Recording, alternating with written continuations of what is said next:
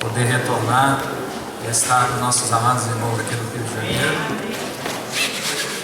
Cidade essa para mim que é tão especial, porque foi aqui que tudo começou na minha vida. Aqui tem irmãos que conhecemos desde então. Aqui está meu pai na fé, Cezinha, foi ele que falou o evangelho para mim. Aí estão muitos de vocês que ajudaram nesse processo cooperaram nesse processo de ajuda na minha vida. E ainda preciso continuar sendo ajudado por vocês. Nos ajudamos mutuamente pela graça de Deus. Nessa manhã nos compete o duro dever de compartilhar um pouco da palavra de Deus, com a confiança de que não somos adequados, dependemos puramente da graça, do Espírito, do ministério do Espírito Santo. Nós vamos agradecer ao Senhor mais uma vez por esse tempo e com a ajuda do Senhor vamos prosseguir um pouco mais com aquela porção que o Senhor nos repartiu ontem à noite. Ainda na sua presença, Pai, no nome do Senhor Jesus, Teu amado e Santo Filho, em quem permanentemente estamos, nos encomendamos a Ti nessa hora e a palavra da Sua graça. Lembramos das Suas palavras quando disseste: sem mim nada podeis fazer. Também lembramos das palavras das Tuas santas Escrituras quando disseste: tudo posso naquele que me fortalece. Tu és o Espírito de fortaleza, Senhor. E nessa manhã nós precisamos uma vez mais de Ti. Avança com o Teu propósito entre nós, com a Tua vontade. Desça para a terra, Senhor, aquela mesma vontade que é feita no céu, também seja feita na terra. Guarda-nos nessa manhã, cubra-nos com o Teu precioso sangue, abre os olhos do nosso entendimento, fala-nos pelo ministério do Seu Espírito. Opera conosco, por favor, Senhor, nós precisamos de Ti. Guarda-me das minhas palavras, Senhor, purifica-nos, ajuda-nos, em nome do Senhor Jesus.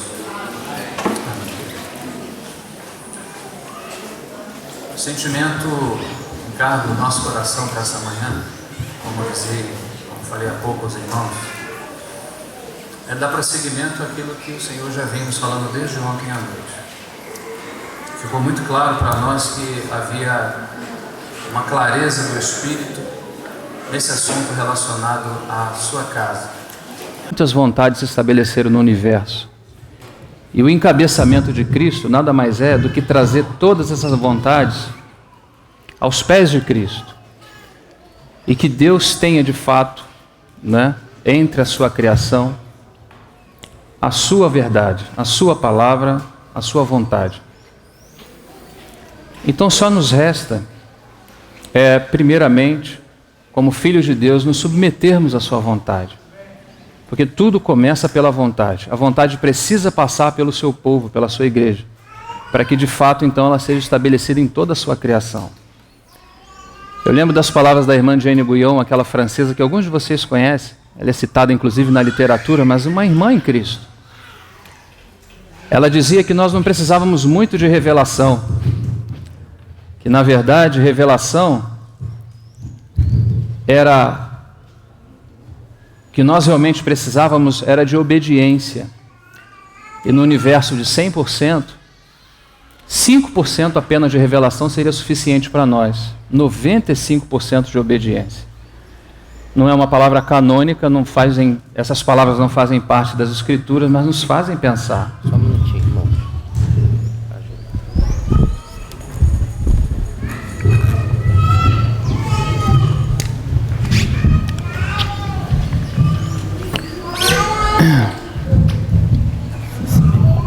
Amém. Obrigado, irmão. Tá bom. Nós vamos procurar ser breves por causa do nosso tempo. Então, o que realmente nos interessa não é partilhar uma série de versículos bíblicos. Nós queremos realmente perceber a corrente do Espírito. Nós queremos perceber o que o Senhor deseja realmente falar conosco. E a partir da reunião de ontem ficou muito claro para nós que esse assunto da restauração de Deus, não é? É o assunto no qual Deus está pondo ainda os seus olhos. Os homens estão com os olhos talvez nos dragões, né, daquele dragão do Apocalipse que parece com 7 cabeças, com 10 chifres, são coisas que impressionam a sociedade, inclusive os irmãos. Mas Deus não está com seus olhos voltados em dragão. Dragão tampouco assusta a Deus. Deus está de olho numa mulher que está de parto, num deserto, para dar à luz a um filho. Então, esses são os olhos do Senhor, esses também devem ser os nossos olhos. Então, nós vamos voltar então àquele ponto que o nosso irmão tocou ontem, com tanta propriedade. E nós vamos fazer algo, se o Senhor assim nos permitir. Eu quero pontuar algumas coisas que estão relacionadas a essa primeira sessão do livro de Esdras. Então vamos lembrar dessa estrutura, sei que os irmãos já conhecem, vamos apenas lembrar. Quando eles saíram do cativeiro, nosso irmão já nos lembrava ontem, que apenas 5% atenderam aquele chamamento. É bom a gente dizer nesse momento que Deus não faz acepção de pessoas. Quando na tipologia, no capítulo 25 de Êxodo, na tipologia do mistério de Cristo, que o tabernáculo é o mistério de Cristo, é a formação de Cristo no corpo de Cristo. Quando isso aparece no capítulo 25 de Êxodo, aparecem algumas expressões ali que são bastante interessantes. Uma delas é o chamamento. E o chamamento é a todo Israel. Não existe uma classe especial dentre o povo de Deus, classe essa que o Senhor chama.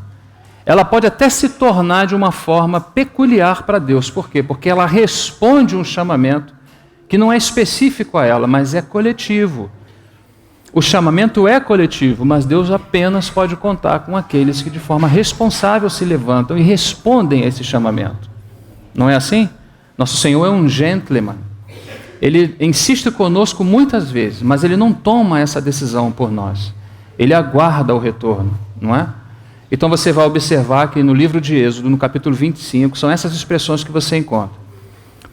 Quando Deus fala a Moisés e diz a Moisés: diga ao povo que me traga uma oferta alçada, de todo homem cujo coração, esse homem é genérico, obviamente, homens e mulheres que compõem a casa de Deus, de todo homem cujo coração se mover voluntariamente. Então o chamado, observe vocês, é a todo Israel, mas de quem Deus vai tomar a oferta? Dos homens que com coração voluntário se levantarem para essa causa.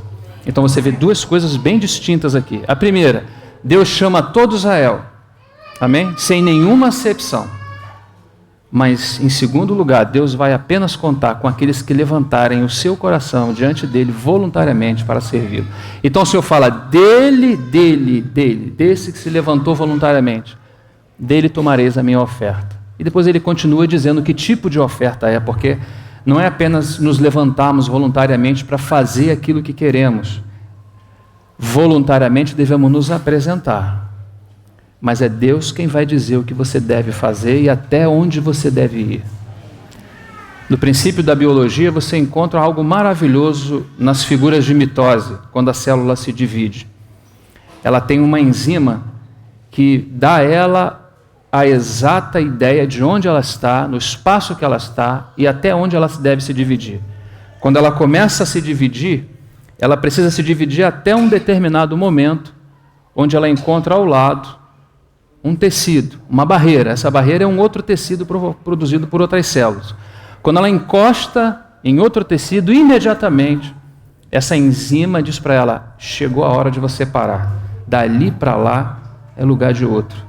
É outro que funciona dali para lá. Isso são coisas que nos fazem pensar, porque, obviamente, a vida biológica é uma figura que o Senhor quer nos mostrar das realidades espirituais, dos modelos espirituais, não é? A casa de Deus, como é o tema, é uma casa repleta de ordem. Por isso a palavra oikonemos, não é? O que é oikonemos? O que é oikonomia? O que é economia? São as regras da casa. Ô irmão, essa casa tem regra? Eu pensei que as regras estavam estabelecidas no Antigo Testamento. Não. Essas regras estão também no Novo Testamento. As regras, as normas, aquilo que Paulo chamou de economia de Deus. São as regras e as normas de Deus. Devemos ir, nos apresentamos primeiramente com um coração voluntário. Mas o segundo aspecto é tão importante quanto o primeiro. Não podemos ir além daquilo que Deus nos confiou. Amém? Então começamos a respeitar, começamos a funcionar naquilo que nos compete, mas também a respeitar os limites onde também compete a outros. Então Esdras trata-se do assunto, efetivamente trata-se do assunto da casa.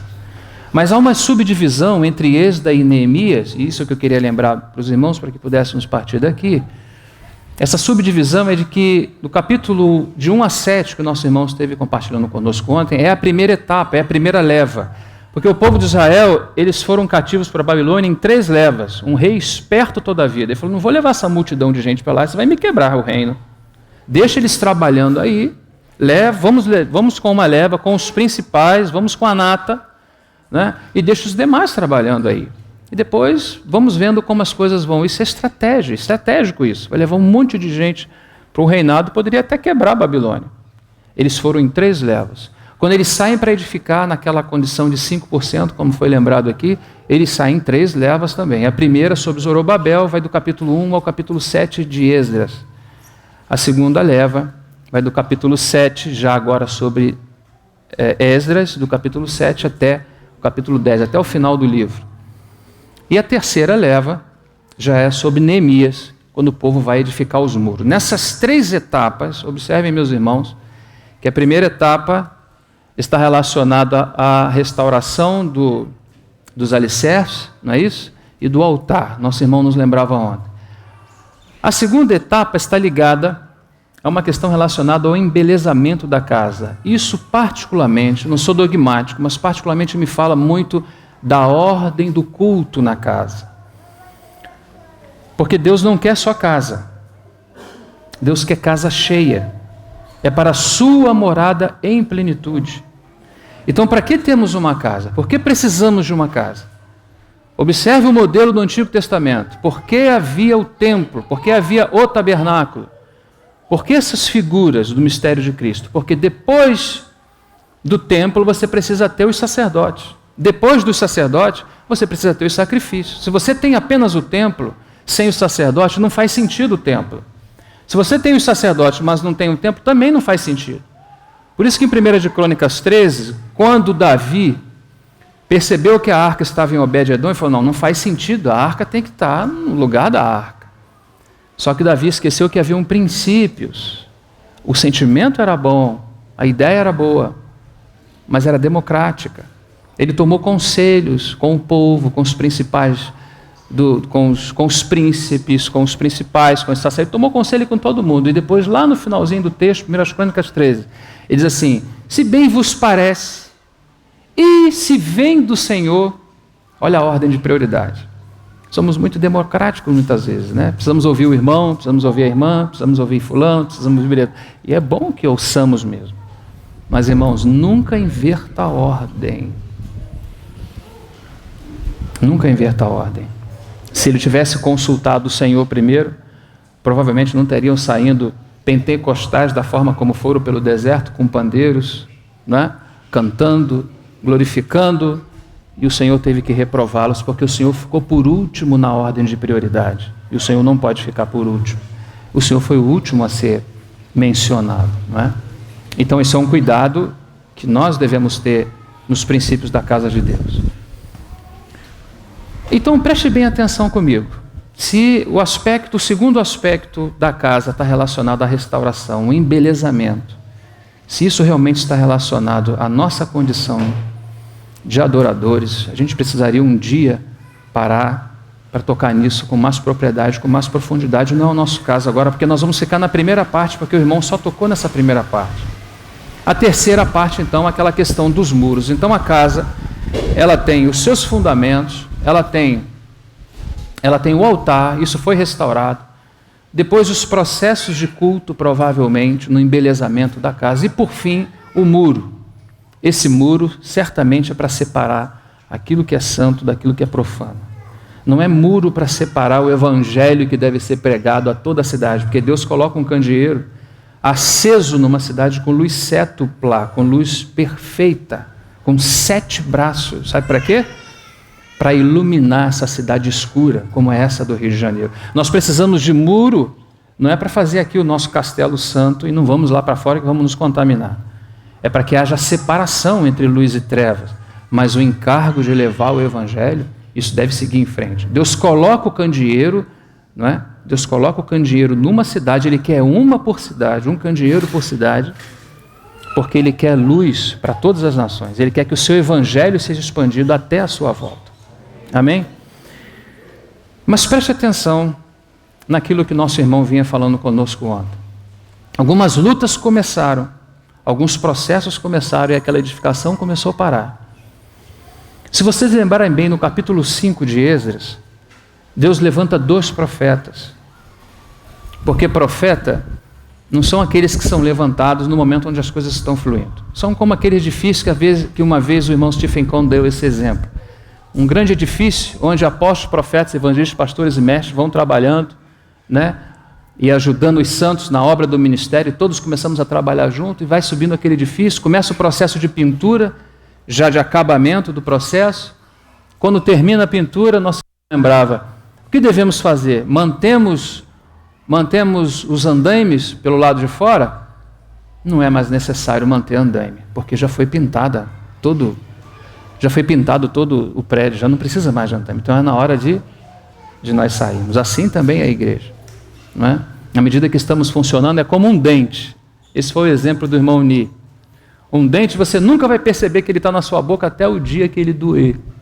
Então você sabe que alguma coisa está errada. O corpo de Cristo, ele é orgânico, irmãos.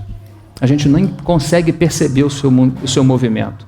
Você nem consegue ter olhos para ele, para saber como ele está funcionando, se adequadamente ou não. Obviamente que os princípios básicos você tem ideia. Mas nunca uma igreja vai dizer, nós aqui realmente estamos bem. Porque quem dá esse testemunho é quem está de fora. O cheiro não é para as nossas narinas, é para as narinas do Senhor. Ninguém pode cheirar o seu próprio cheiro. Então é assim que funciona. O dia que o dente dói é o dia que nós sabemos que alguma coisa está errada. Então aí precisa de um ministério específico. Foi o que aconteceu naquele processo. Primeiro período, guarde isso, do capítulo 1 de Esdras até o capítulo 7. É aquela primeira leva que vai. E eles vão edificar, não é? O fundamento, os alicerces, né? E o altar. Mas algumas coisas aconteceram, então o Senhor vai precisar enviar os profetas. 2 profetas são enviados, eles são praticamente contemporâneos, são pós-exílicos, né? Que é Ageu e Zacarias. Por que Ageu e Zacarias são enviados nesse princípio, nesse processo? Porque as coisas não estão indo bem. Algumas coisas estão acontecendo. Eles saíram com a prioridade específica de algo. Algo no caminho aconteceu e essa edificação começou a parar.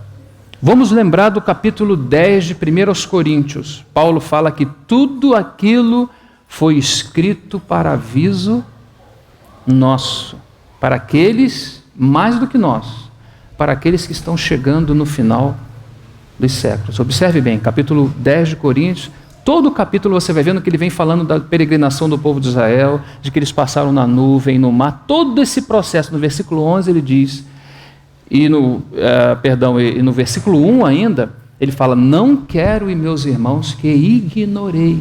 Nós não podemos ignorar aquilo que nossos irmãos passaram, porque aquela não é apenas uma história com E, é uma história com H. É uma história que está repleta de revelação e de suprimento para nós nesses dias. As dificuldades que eles passaram na sombra, nós estamos passando na realidade. Então saímos, oxalá, vou usar uma expressão aqui, queira Deus, que estamos naqueles 5% que recebemos essa visão de Jerusalém. Queira Deus, ajuda-nos, Senhor. Se chegamos a um momento onde as coisas não têm ido bem, precisamos de 2 profetas. E esses 2 profetas são Ageu e Zacarias. Nós vamos pensar alguns pontos, vamos ver alguns pontos no livro de Ageu que fala do que acontecia com eles, do diagnóstico que foi dado por Deus daquela situação, não é? E não só o diagnóstico, também a cura. Porque Deus não dá remédio, remédio remedia, remédio não cura. Remédio trata a sintomatologia, mas não trata o problema. Ele trata o que você está sentindo por causa da sua enfermidade, mas ele não trata a enfermidade. Não é? Então, esses textos são muito importantes para nós. Eu vou convidar meus irmãos, vamos ter que, como num voo de pássaro, mas vamos considerar atentamente que são conselhos de Deus para nós. Se saímos como aquele povo, com essa visão de que vamos edificar para Deus uma casa, se Ele tem nos chamado para isso, e se algumas coisas têm acontecido que têm atrapalhado o processo, vou dizer logo aos irmãos de cara que 3 coisas aconteciam com esses amados irmãos que peregrinavam essa época. Uma delas era o desinteresse. A segunda delas era o desencorajamento. A terceira, a insatisfação. Pode ser que alguns de nós, nesse processo da edificação da casa, temos de alguma forma nos sentido desencorajados. Ou quem sabe, insatisfeitos. Ou quem sabe, desinteressados. Parecem sinônimos, mas não são. Vocês vão observar que não são. Bom, irmão, mas o texto não fala de desinteresse. O texto diz que eles foram apanelar suas próprias casas. Sim, irmão, é exatamente quando nós perdemos a visão de Jerusalém, a única visão que nos resta é da nossa própria casa. Nos traz temor quando alguns irmãos definem que agora eles não precisam mais servir a igreja, estão se ocupando muito nisso, que agora eles precisam cuidar da família. Ora, irmãos, se nós cuidamos da igreja, efetivamente, de uma forma adequada, nós também estamos cuidando da família. Nós precisamos deixar o serviço da igreja para servir a família? Ou nós precisamos deixar o serviço da família para servir a igreja? Irmão, a sua família está na igreja. Se você cuida adequadamente da igreja, muito provavelmente, por estar adequado, você também está cuidando da sua família. Não existe essa separação. Nós é que fazemos, mas ela não existe. Não é? Da mesma forma, quando nós temos reuniões onde os varões devem ser edificados, você não vai encontrar em nenhum ponto da igreja, das Escrituras, as reuniões que os varões devem ser edificados.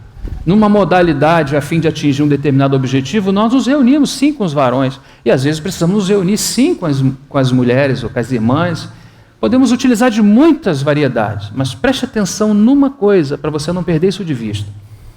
Se você não investir na sua esposa, e se você é aquele que frequenta todas as reuniões, mas você não tem esse cuidado de trazê-la junto com você, ou se em uma reunião que não foi chamado para esse fim, somente você deve ir, preste atenção numa coisa. À medida que o Senhor investe, você na mesma medida que você recebe, você vai crescendo. Mas você não foi chamado para crescer sozinho. Você foi chamado para crescer junto. Você precisa crescer junto com ela. O dia que o Senhor chamar você para algo mais específico, quando você olhar para o lado, você não vai a encontrar, porque nunca houve investimento, não é? E aí você vai ter grande dificuldade. Então, se você casou, entenda que mesmo na vida de um filho de Deus, como casado, ele é muito diferente como a vida de um solteiro. Bom, irmão, eu casei, agora vou para a obra. Antes de ir para a obra, vá à sua esposa, considere com a sua família, caminhe junto. Porque desde a saída do Egito, na tipologia, desde a saída do Egito até a entrada em Canaã, o Senhor chamou a toda a família para irem juntos. Para irem juntos. Quando chega em Deuteronômio, no capítulo 4, no capítulo 6 de Deuteronômio, quando eles vão entrar na terra, o Senhor precisa dar a eles uma série de informações, e a principal informação que o Senhor dá a eles é sobre a família. Eles precisavam entrar como família. Então, vai aqui um conselho, eu sei que vocês não têm problema nessa área. Quem sabe isso fica gravado para um outro irmão. Mas não ande sozinho. Aprenda a andar com a sua família, cresça junto com a sua família. Amém? Vamos a Ageu então, por favor. Acompanhe comigo e vamos ver alguns textos que estão relacionados a esse profeta. Ageu, capítulo 1.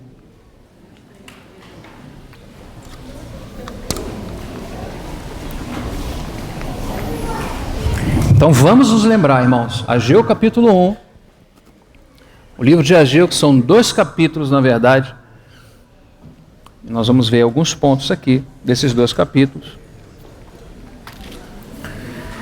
Ele está trazendo uma palavra, preste atenção para você não perder o contexto. Esse aqui, Ageu, quando você vai a Êxodo no capítulo 5, você descobre que Ageu e Zacarias foram levantados para ajudar o povo, naquela circunstância em que eles estavam. O nosso irmão mencionava ontem. O que nós estamos fazendo hoje? Nós estamos indo ao livro de Ageu para descobrir quais eram as dificuldades e descobrir que tipo de antídoto o Senhor deu para esse povo para que eles pudessem superar tais dificuldades, utilizando a base do capítulo 10 de 1 Coríntios, quando o Senhor fala que aquilo que foi escrito, né, a gente não deve desconsiderar, devemos ter em conta. Então vamos ter em conta. Quem sabe essa palavra pode nos ajudar. Vamos ter em conta. Capítulo 1. No ano seguinte, do rei Dário, ou Dario, no 6º mês, no 1º dia do mês, veio a palavra do Senhor pelo ministério do profeta Ageu a Zorobabel, filho de Sealtiel, príncipe de Judá, e a Josué, filho de Josadaque, o sumo sacerdote, dizendo: assim fala Javé Tsabaote, o Senhor dos exércitos. A primeira coisa que nos chama a atenção nesse texto, sabe quantas vezes Ageu tem 2 capítulos, amados irmãos? Sabe quantas vezes aparece essa expressão, o Senhor dos exércitos? Você pode contar, 14 vezes. 2 capítulos aparecem 14 vezes. Por que isso é assim? Porque se estamos em obra de edificação, estamos em guerra. Em guerra, irmão? Em guerra. Mas, irmão, nós temos até orado para termos algumas reuniões alegres e o povo caminhar com bastante alegria. Pode caminhar, porque essa festa é uma festa que é celebrada no deserto. Está lá o chamamento, desde o início, quando eles saíram do Egito, né? A palavra que Deus deu a Moisés para que ele falasse a Faraó, deixa meu povo ir, para que me celebre uma festa. Aonde? No deserto. Deserto é lugar de festa, irmão? Naturalmente falando. Tem algum lugar para você botar a língua de sogra, bola, balão? Como é que se pode fazer festa no deserto, irmãos? Nós temos que parar e pensar. Porque temos que fazer festa sim. Mas no deserto. Um lugar de batalha, um lugar árido, um lugar que não tem suprimento, naturalmente falando. O suprimento todo vem de Deus, né?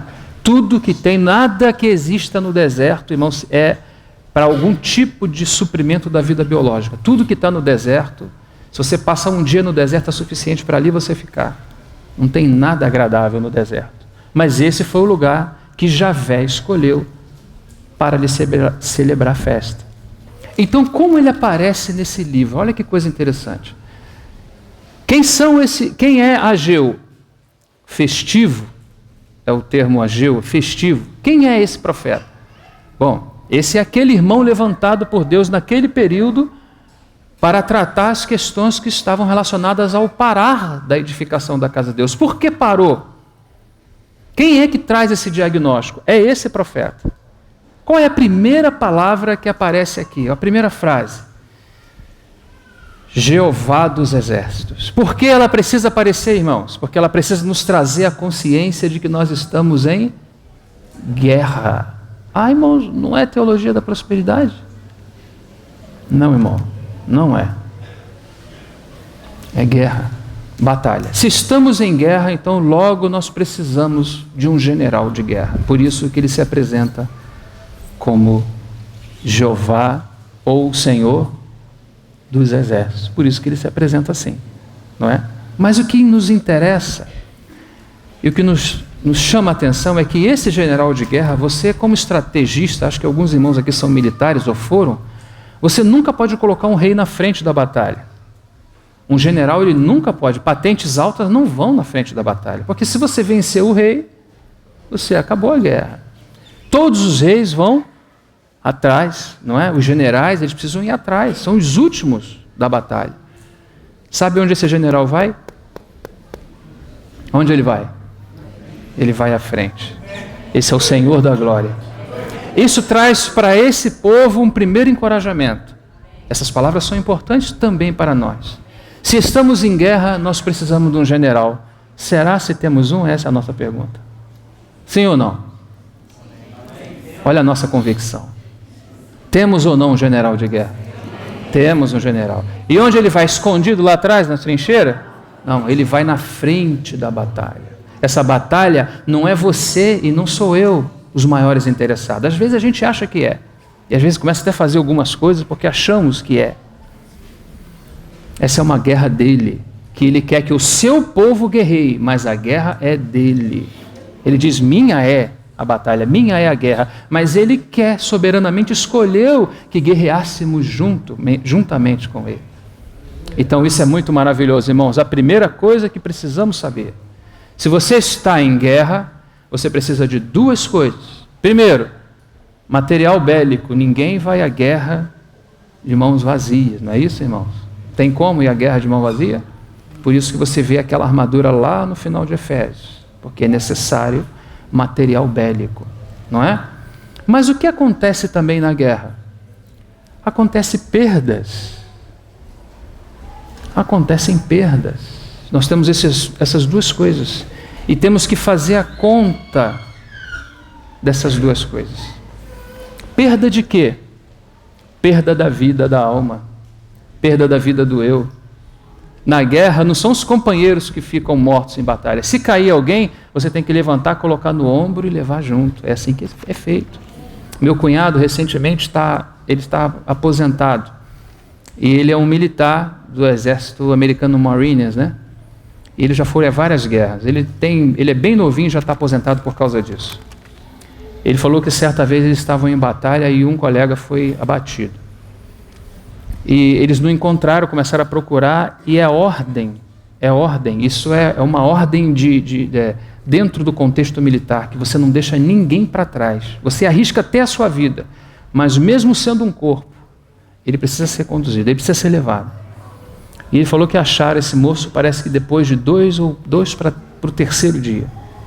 Ele, quando viu, ele pegou, conhecia ele, já estava em estado de decomposição, ele colocou aquele moço nas costas, e o levou. E ele falou que por muitos anos, e ainda até hoje, quando ele lembra, o cheiro dele ainda está com aquele moço. Você vê um princípio apenas militar, não é? De um exército natural que não leva ninguém a nada, que só tem confusão na terra. Não glorifica o nome de ninguém isso. Mas olha que princípio maravilhoso. Então aquele que é abatido na guerra, ele precisa ser amparado, não é? Ele precisa ser levantado e ele precisa ser ajudado. Mas se na guerra nós temos esses dois princípios, material bélico para a batalha, e o outro princípio, não é? Que é a consciência de que temos perda. A consciência dessa perda não é a consciência da perda do irmão. Irmão não se perde. Amém? Irmão não se perde. Agora, nós temos realmente que nos perder, e temos muita coisa para perder. Nesse campo de batalha, nós temos que ter essa consciência de que, à medida que o tempo vai passando, muitas coisas vão se perdendo, e essas coisas que vão se perdendo são as coisas que estão relacionadas à vida natural do eu, porque o Senhor está avançando nessa frente de batalha, Ele está avançando com a sua obra. A sua obra continua avançando, não é? Quando nós caminhamos 10 anos, olhamos para trás e falamos, Senhor, quanta coisa passou. Puxa vida, quanta coisa passou. Ah, Senhor, eu tinha aquela debilidade, hoje, pela Tua graça, não tenho mais. O Senhor avançou na minha vida. Foram coisas que foram perdidas, você vê? Não é? Não é aquilo como disse o irmão ontem, né? Que é a restauração das coisas que você vai olhar para trás. O que tem atrás? Não tem nada. Tem que ficar para trás, como Paulo falou, sigo para o alvo, deixando as coisas que para trás ficam. O material bélico dessa batalha é o Senhor dos Exércitos. O material bélico que precisamos para seguir na batalha é o Senhor dos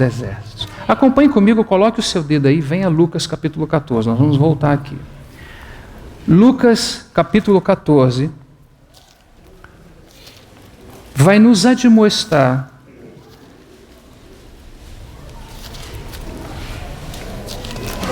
a algo muito importante. Lembre-se, irmãos, estamos naquela primeira leva, buscando pela graça de Deus edificar, né, aqueles alicerces e o altar.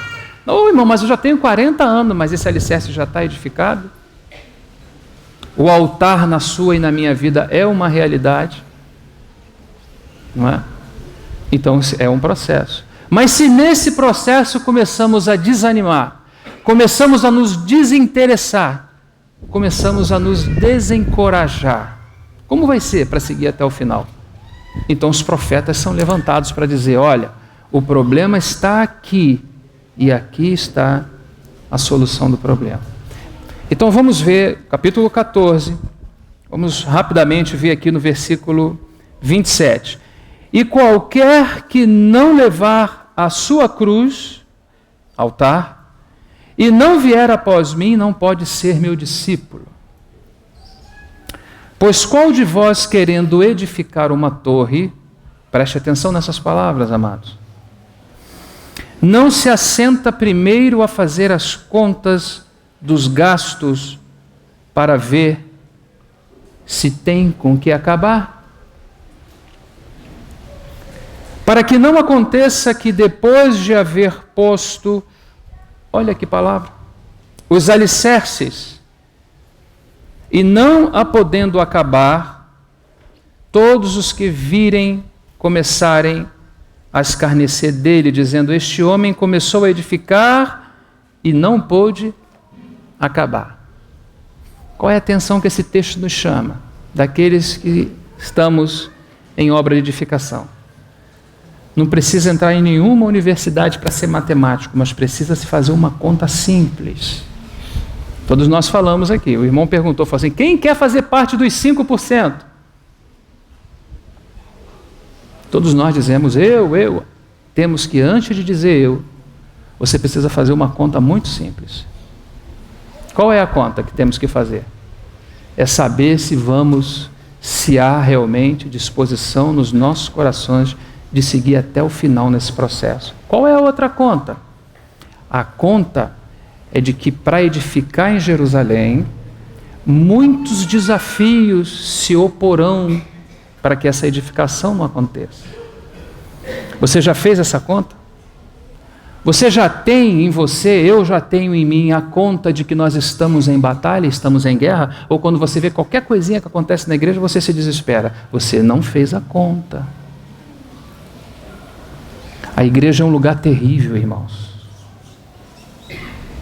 A igreja não é um lugar de prosperidade. Se alguém quiser ganhar dinheiro, não é esse o lugar para ganhar dinheiro.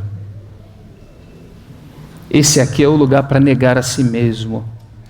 Aqui está o lugar onde a sentença de morte é estabelecida.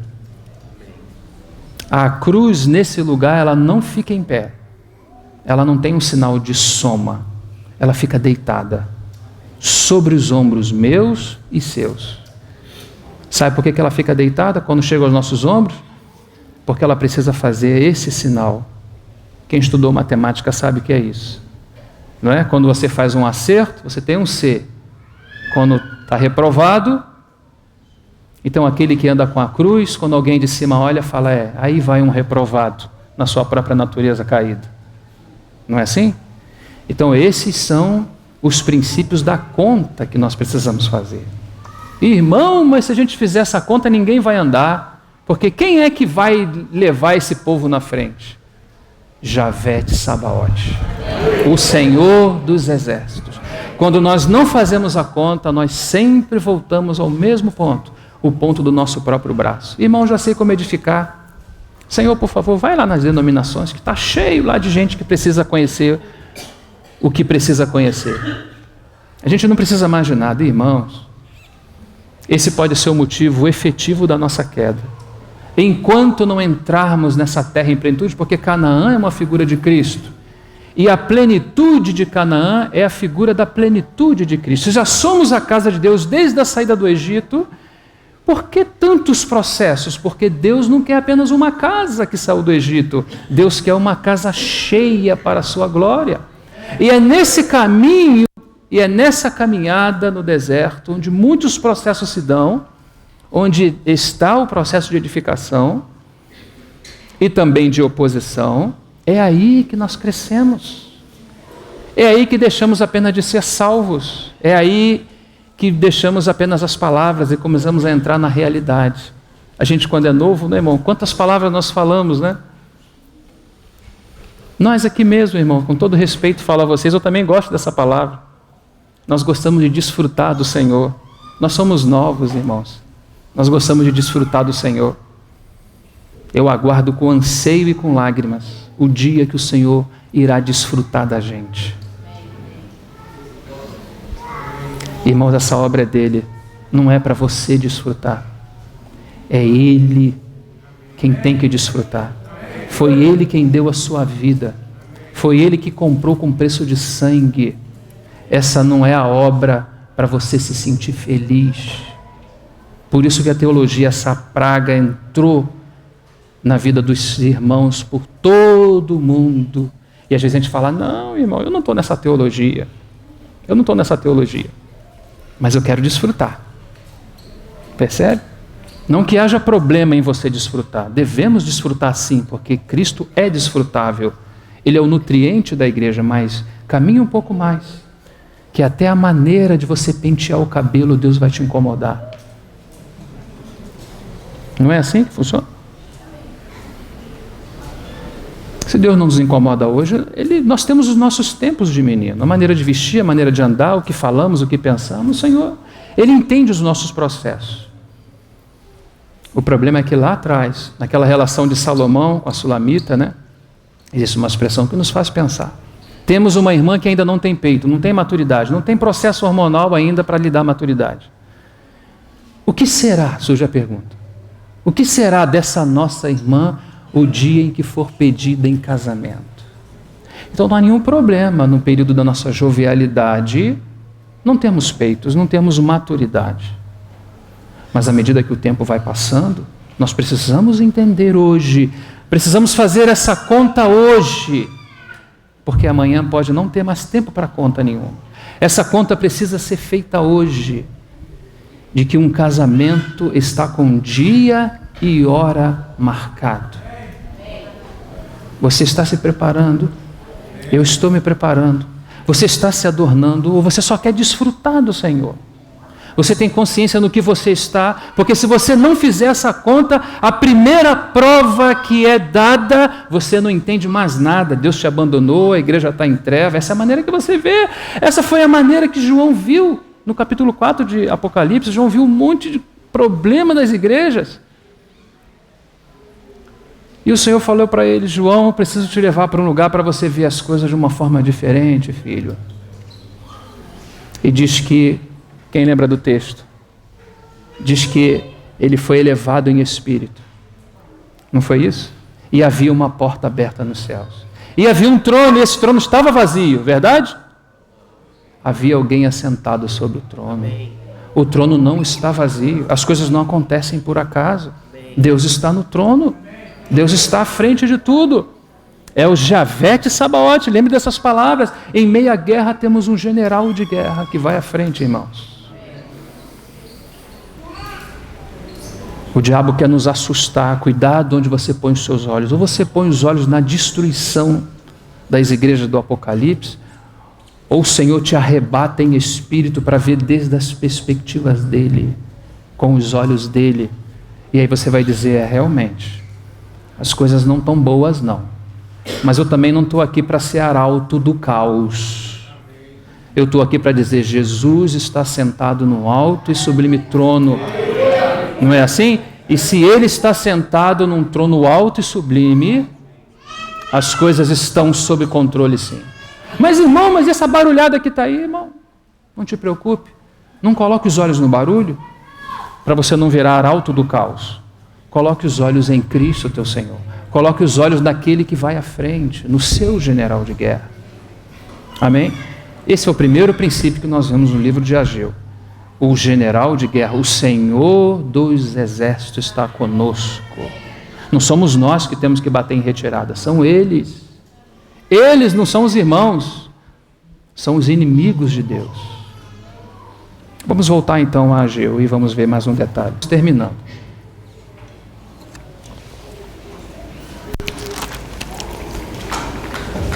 Assim fala o Senhor dos exércitos, dizendo: este povo diz, não veio ainda o tempo em que a casa do Senhor deva ser edificada.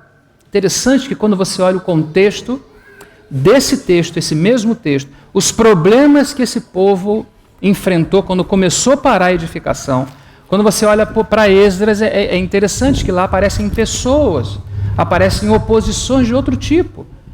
Mas aqui, quando o Senhor usa profeta, ele não mostra, ele não dá esse álibi. Ele não diz, Senhor, parei porque a minha mulher, ou Senhor, parei porque os presbíteros, Senhor, parei porque os irmãos, Senhor, estou desanimado porque, Senhor Jesus, irmão, o Senhor não nos dá esse álibi. Não nos dá esse álibi. Sabe o que ele faz? Ele nos dá um diagnóstico da real situação. E sabe o que ele está falando aqui? Que não foram aquelas pessoas exatamente que fizeram eles pararem. O que fez parar a edificação foi que eles começaram a olhar para si mesmos. Eles começaram a olhar para suas casas apaneladas. Eles começaram a olhar, quem sabe, para suas famílias. Eles eram escravos, amados. Eles vieram de uma situação, imagina escravos, você acha que escravo, cada casinha tem a sua família? Dorme todo mundo junto, todo mundo embolado. Não é? Chegamos agora, viemos edificar a casa. Chegamos aqui, amém, que maravilha. Puxa vida, mas será que não está na hora de fazer também um negocinho para a gente? Eles começaram a se distrair. O inimigo tem essa artimanha, irmãos. Tira os nossos olhos daquilo que é legítimo, daquilo para o qual fomos chamados, e nos desvia para outros motivos. Motivações como essa. Preciso agora cuidar da minha família. Você nunca cuidou? Não é? Preciso ter minha casa, preciso isso, preciso aquilo. É disso que está falando aqui. Vocês deixaram o templo e começaram a painelar suas casas. O que aconteceu? Parou a edificação. E ele segue dizendo: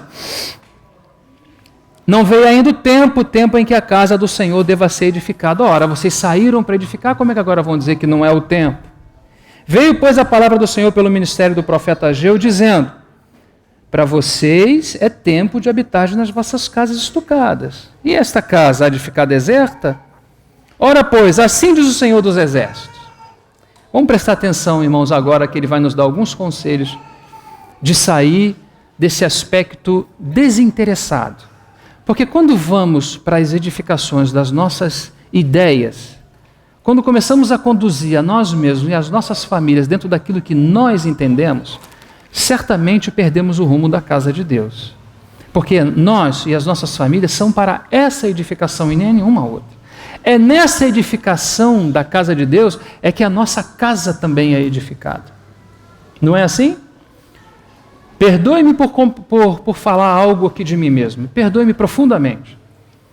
Algumas pessoas às vezes me chamam e falam assim: irmão, seus filhos são uma bênção. O irmão, o que foi que o irmão fez? Falei, irmão, aí é que você se engana. Você colocou o olho no lugar errado, filho. Isso quem cuidou foi o Senhor e os irmãos. Ah, irmão, agora entendi, então é só largar solto. Não, não falei isso. O pai e a mãe têm as suas respectivas e principais responsabilidades. Mas, irmãos, quem está na minha casa, debaixo do nosso governo, meu e da minha esposa, está como está, e eu preciso falar isso de público, para minha vergonha, não foi por causa do meu investimento, não. Foi porque o Senhor cuidou e tem cuidado. É Ele quem tem cuidado de nós. Uma vez o Senhor falou para um servo dele uma palavra. E a palavra foi essa. Esse irmão estava muito preocupado com as suas questões relacionadas à igreja. Ele servia os irmãos. E ele tinha algumas dificuldades em relação à sua família. E ele orando, o Senhor falou para ele: cuida dos meus, que eu cuido dos seus. Cuida dos meus, e eu cuido dos seus. É o Senhor quem cuida de nós. Não existe o princípio de cuidar daqui em detrimento dali. Vou para lá porque eu não posso mexer cá. Se a gente perder o rumo do que é a coisa principal na nossa vida, na nossa existência, desde que nascemos de novo, é edificar para Deus em Jerusalém uma casa, irmão, nós perdemos tudo. Não tem mais nada para a gente fazer. Então preste atenção nisso, por favor. E aí o Senhor vai dizer aqui, versículo, vamos ao 4. E para vós é tempo de habitar nas vossas casas estucadas. E essa há de ficar deserta? Ora, pois assim diz o Senhor dos Exércitos, aplicai o vosso coração, o vosso caminho. A palavra no original seria, vocês colocam o coração nas coisas de vocês. Essa é a palavra no original. E se colocamos o coração nas nossas coisas, imediatamente perdemos, né, a edificação de vista. Versículo 6. Semeais muito e recolheis pouco. Comeis, mas não vos fartais, bebeis, mas não vos saciais, vestivos, mas ninguém se aquece, ou seja, nada dá certo. Tem alguma coisa dando errado, irmão? Pode ser que o Senhor esteja nos chamando a atenção, não é? Pode ser que o nosso investimento em algum momento esteja no lugar errado. Pode ser. Verso 7. Assim diz o Senhor dos Exércitos, aplicai o vosso coração nos vossos caminhos. Então ele começa a dizer, subi o monte. Olha que coisa. Essa primeira expressão precisa nos chamar a atenção. Estávamos compartilhando com alguns irmãos na casa do irmão Marconi na sexta-feira. Subi ao monte. Já deu o diagnóstico. Já mostrou que nós estamos fora do propósito. Já mostrou que fomos para edificar, mas algumas coisas aconteceram e começamos com desânimo. Anote essa palavra, desânimo. Alguém fala assim, irmãos, olha, vou te contar uma coisa, hein? Amém, os irmãos, amém, mas irmão, estou desanimado, estou quase parando. Isso não acontece com vocês aqui no Rio, isso acontece fora. Lá em São Pedro da Aldeia, lá por aqueles lugares que acontece. Irmão, já estou desanimado em tanta coisa. A pergunta é hora de parar agora? É a hora de parar? Sim ou não? Se você acha que é hora de parar, tenta fazer uma conta. Busca o Senhor e faça a conta, para você compreender no processo que você está. A conta, ela te traz esse diagnóstico. Nós estamos em guerra, irmãos, estamos em batalha. Estamos em processo do verdadeiro aperfeiçoamento. O Espírito está nos aperfeiçoando nas circunstâncias moldadoras. Nós temos que apoiar uns aos outros, temos que caminhar juntos, ombrar juntos. Dizer, não, irmão, já não é hora de parar. Por que não é hora de parar, irmão? Irmão, não é hora de parar porque o Senhor deixou uma cartinha para nós. Que cartinha é essa? Vamos abrir em Ageu? E depois em Zacarias? Vamos ver onde estão as motivações, os porquês do nosso desânimo e vamos ver o que o Senhor fala para nós. O que o Senhor fala acerca do desânimo? A primeira coisa que Ele fala, subir ao monte. Quem sobe o monte aqui? Levanta sua mão, não. Se você disser, todo momento, estou desanimado, irmão, isso eu já sei. Pula essa parte. Vamos lá, vamos para uma seguinte. Vamos para a restauração desse processo. Subir ao monte. As nossas reuniões aqui programadas, nós temos reuniões de oração durante a semana. Elas são completas, elas são repletas de irmãos, não tem nem lugar para sentar, não é assim? E quando marca um churrasco na reunião geral, não aparece até espírita? Com respeito, se tiver algum entre nós. Irmãos, vou dizer para vocês, com temor de Deus, onde está o nosso problema. O caminho do monte é um caminho de subida. É um caminho que a nossa carne não quer. Mas é o único caminho onde Cristo, Filho de Deus, pode ter um lugar de reino entre nós. Se a nossa vida com Deus é fraca, a nossa vida relacional é fraca. Não adianta repetir palavras, não funciona repetir palavras. Nós precisamos tomar essa consciência de que primeiro estamos em guerra, de que segundo precisamos saber com quem estamos contando, se é com o nosso braço ou se é com o general que está indo à frente de nós. Terceiro, se estamos efetivamente buscando ao Senhor como indivíduo, como família, como igreja, como deveríamos buscá-lo. Sabe do que a gente gosta, irmãos? De uma boa reunião. E eu lamento lhe informar que ela não resolve os teus problemas. Ela não vai resolver os teus problemas. Observe que você pode participar de uma rica reunião de muita alegria no domingo. Observe a sua vida na segunda-feira. Ela não muda em nada. Por isso que a cruz e os processos de Deus, eles são contínuos e ininterruptos na nossa vida. Pouca coisa Deus pode fazer na reunião de domingo. Ele faz na tua vida e na minha vida diariamente, ininterruptamente. Ele não está enganado de quem nós somos. Nós achamos que somos, se a gente arruma direitinho, os irmãos falam, poxa, esse é espiritual. A gente se engana com essas coisas. Deus não.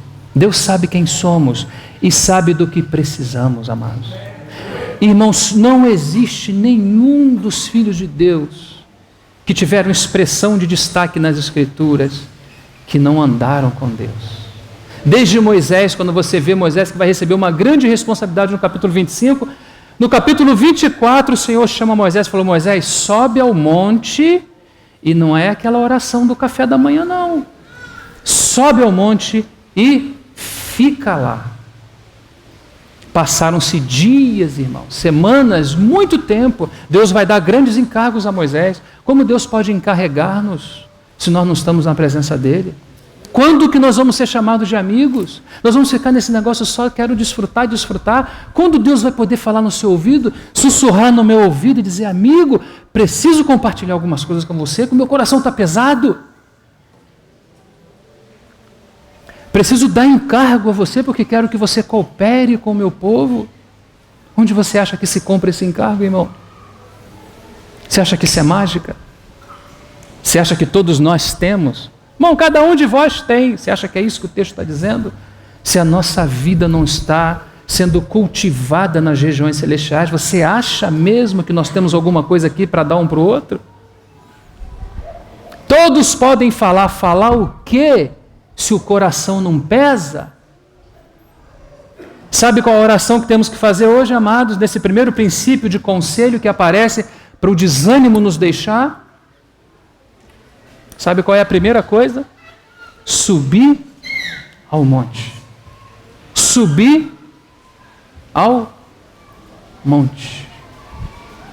Subir ao monte da presença de Deus. É aí que nós ficamos, é aí que a nossa carne é anulada. É aí que somos enriquecidos. Não lemos lá com os irmãos no capítulo 3 de Efésios? Paulo fala de uma forma maravilhosa, que tinha os seus joelhos dobrados, para quê? Para que os irmãos fossem fortalecidos no homem interior. Ele vai falar assim de igreja, vai falar das medidas de Cristo, essas questões todas ele vai falar, mas a primeira coisa é que os irmãos sejam fortalecidos. Irmão, sabe quando vai mudar as coisas para nós? Quando terminarem os cabelos ou os pelos dos nossos joelhos. Aí cessam as teologias e entra a realidade espiritual. Se na sua localidade, seja ela qual for, se aqui ou acolá, se a nossa vida não é forte diante de Deus, ela nunca será forte diante dos homens. Irmão, eu tenho uns problemas lá em casa. Sabe onde está o teu problema e o meu? Nessa relação aqui, ó. Nessa relação aqui. Porque ainda que haja os problemas, se você está fortalecido, você vai saber como lidar com a situação. Quando você não está fortalecido, você sucumbe. Paulo, quando fala Jesus, o Senhor Jesus vai escolher 12 irmãos, que vão ser os seus apóstolos futuramente. Passou uma noite no monte em oração. Quando ele desce, ele vai escolher os seus discípulos. Tudo que se fazia tanto no Antigo como no Novo Testamento, sempre teve essa base. Quando Paulo orienta Timóteo, fortifica-te na graça, Timóteo. Ele vai passar o conselho, vinha passando na verdade, mas ele vai outorgar a Timóteo. Paulo está partindo. E ele fala a Timóteo, pega lá os livros, leia, memoriza bem, preste bastante atenção. Não. Ele fala, fortifica-te na graça que há em Cristo Jesus. E o que de mim ouviste diante de muitas testemunhas, isso mesmo confia a homens, que sejam fiéis e idôneos para que também possam ensinar a outros. Em que Timóteo precisava ser fortalecido? Em quê? Na graça. Então, esse é o primeiro diagnóstico dos nossos problemas. Qual é? Vida rasa. Vida na terra. Pés na terra. Precisamos, começando por mim que falo, precisamos desse caminho de subida. Entender que a vida de profundidade está em Deus. É Ele a vida de profundidade. E que se é Ele, nós temos que estar com Ele. Sim, agora chegamos no monte. Não podemos chegar com mão vazia, porque o texto seguinte diz: subi o monte e trazei madeira. Sabe o que é madeira na Bíblia? Fala do homem, fala da natureza humana em muitos textos, mas não temos tempo. Depois você examina isso. Um deles é aquele que João Batista diz: eis que o machado está posto à raiz das árvores, de onde vem a madeira. E nós sabemos que não está falando de árvores, senão de homens. Trazei madeira, ou seja, trazei participação responsável. Responsabilizemo-nos por aquilo que temos crido. Vamos ao Senhor, mas também com essa consciência de que temos que ser responsáveis. Amém? Amém? Então, esse diagnóstico de que esse povo estava desinteressado, ele é quebrado no momento em que os conselhos de Deus pelo profeta é dado.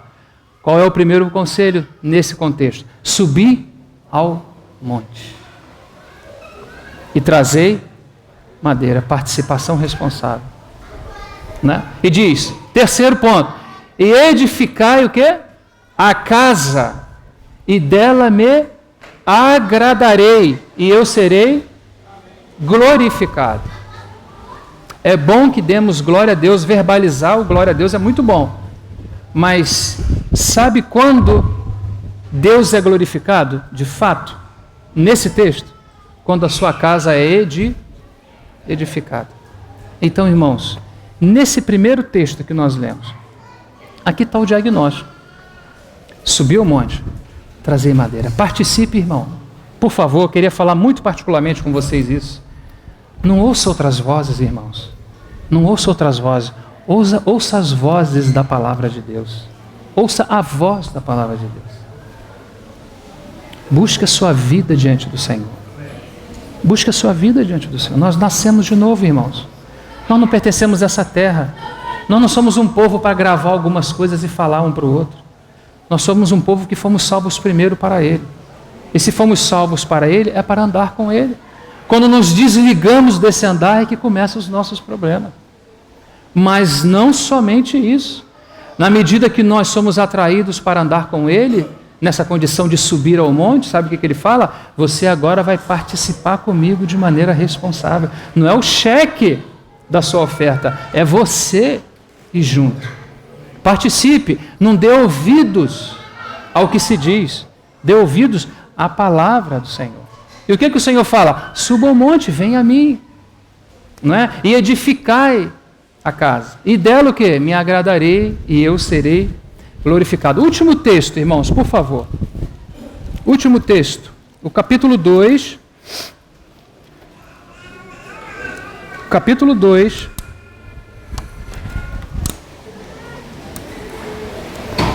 Diz assim: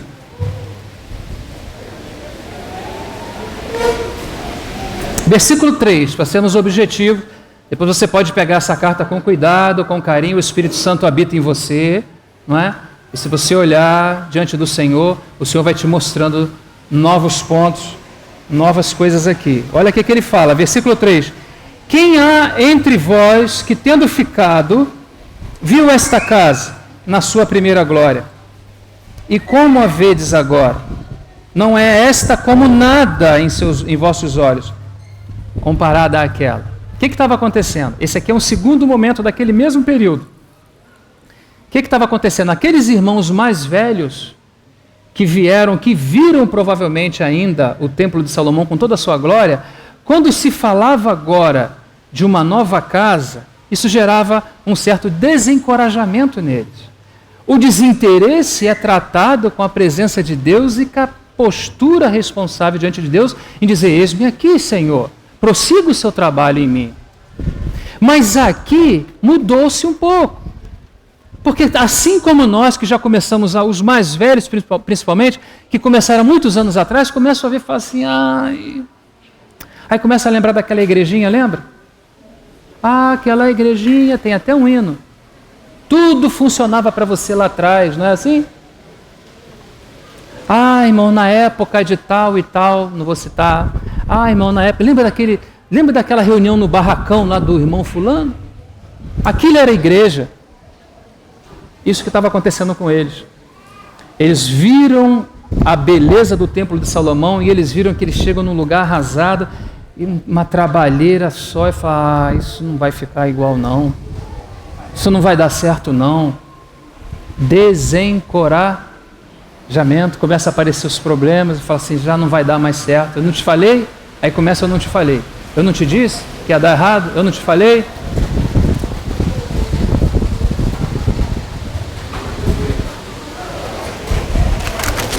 Aí o Senhor vai, 23 dias depois, chama novamente o profeta. Vai lá, porque os olhos lá estão colocados na carne. Os olhos estão colocados na aparência. Irmãos, imagina a igreja no Rio de Janeiro com toda essa complexidade que tem e dizer que essa glória, a glória dessa casa será maior do que aqueles processos que aconteceram na casa lá atrás. Aí você fala assim, aqui no Rio? Aí eu falo para você, aqui no Rio. Fala do lado para o seu irmão assim, aqui no Rio. Aqui no Rio. A glória dessa casa será maior do que... É a maneira que o Senhor usa o profeta para agora trazer encorajamento aos irmãos. Precisamos ser encorajados, porque encher a nossa cabeça, isso não vai dar certo, olha o irmão fulano, olha Beltrano, olha a maneira que esse clã está andando, olha esse presbitério, batista.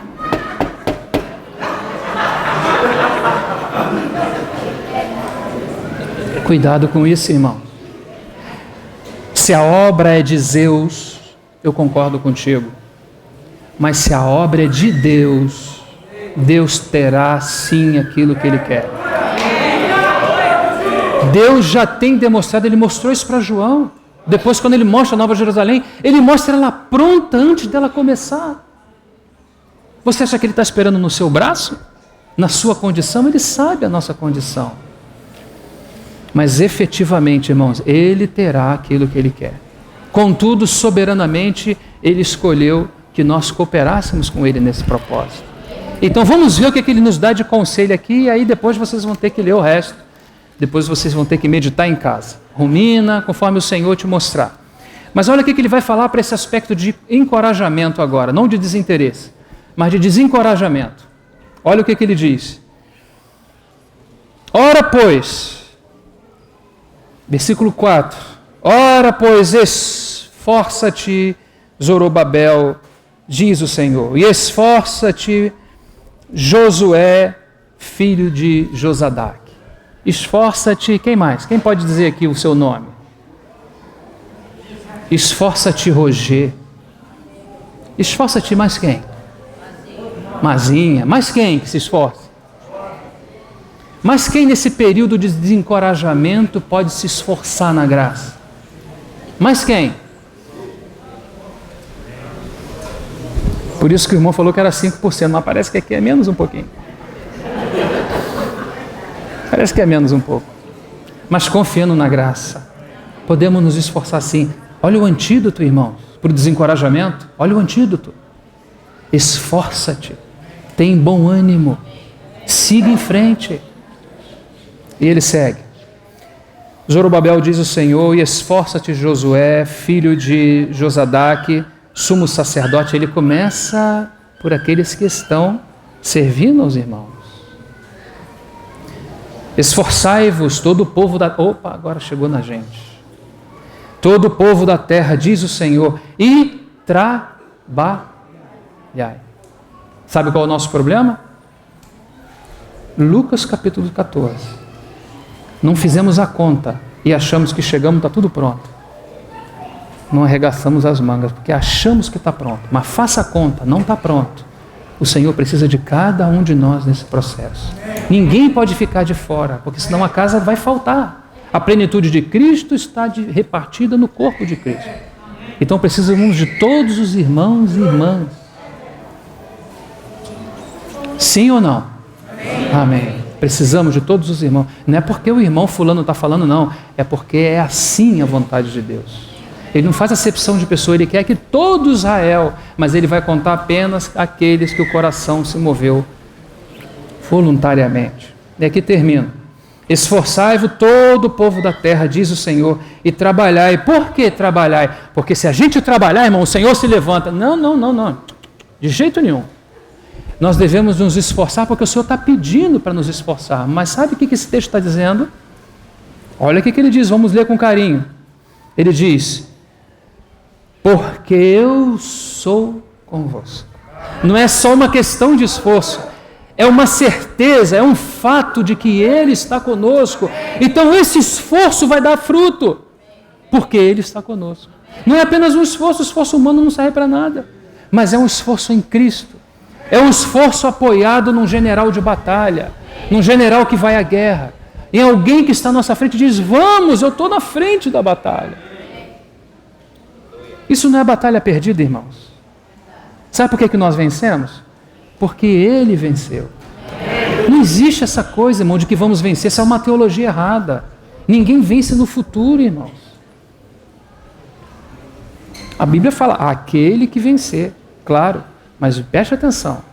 Se você tiver os olhos abertos para entender quem é a sua vitória, você já entendeu que você também já venceu com Ele. Porque você foi plantado na sua morte e na semelhança da sua morte, e quando Ele ressuscitou, você ressuscitou com Ele, é o que diz o texto, eu não posso falar outra coisa, e diz que fomos assentados em lugares celestiais em Cristo. Então estamos em Cristo, podemos sim desfrutar dessa vitória. O problema é que nós descemos as escadas e ficamos aqui por baixo falando de coisas da nossa própria cabeça, mas temos que nos agarrar ao fato, fomos chamados para edificar em Jerusalém.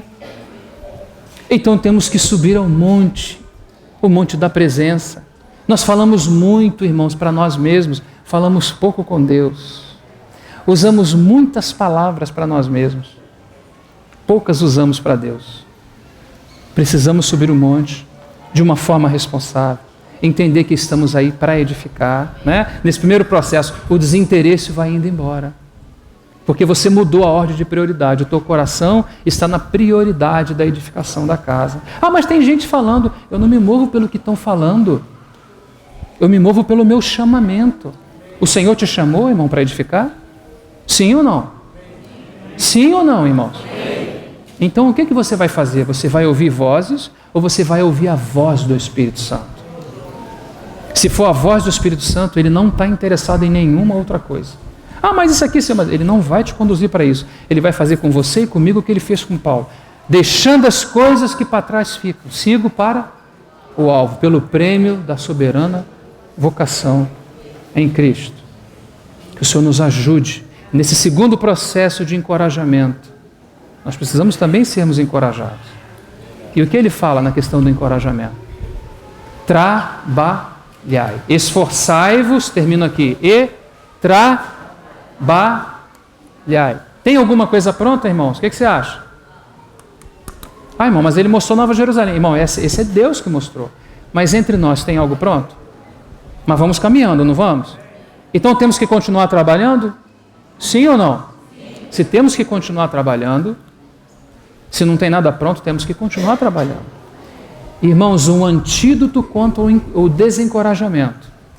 Fala para o teu irmão aí, trabalho.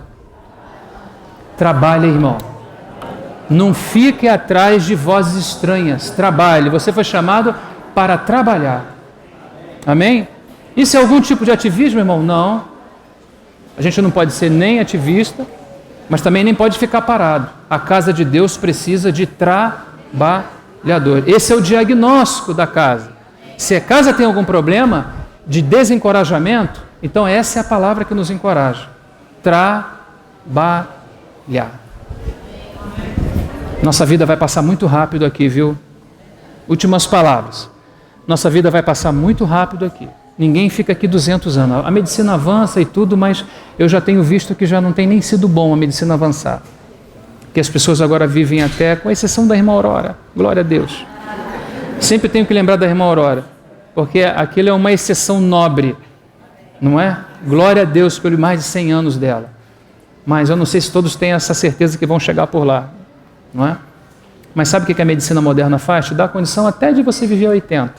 Mas quando chega em 50, você já está bem ruim de saúde, não é? Já está bem ruim de saúde, aí fica vendo 20, 30 anos sendo amparado por causa da saúde ruim. Então, irmãos, aproveita o tempo, melhor colocando, aproveitemos o tempo da nossa pequena ou da nossa grande oportunidade que temos aqui. Aproveita esse tempo, não perca o teu tempo com vozes estranhas. Sirva ao Senhor, esteja com Ele, suba o monte, seja responsável, se apresente, trabalhe, edifique, para que por fim o Senhor seja glorificado. Deus abençoe os irmãos. Vou pedir para vocês ficarem de pé para descansarmos as pernas e vamos agradecer ao Senhor. Vou pedir que um irmão possa agradecer o Senhor por nós, ou uma irmã, agradecer esse tempo que tivemos de comunhão.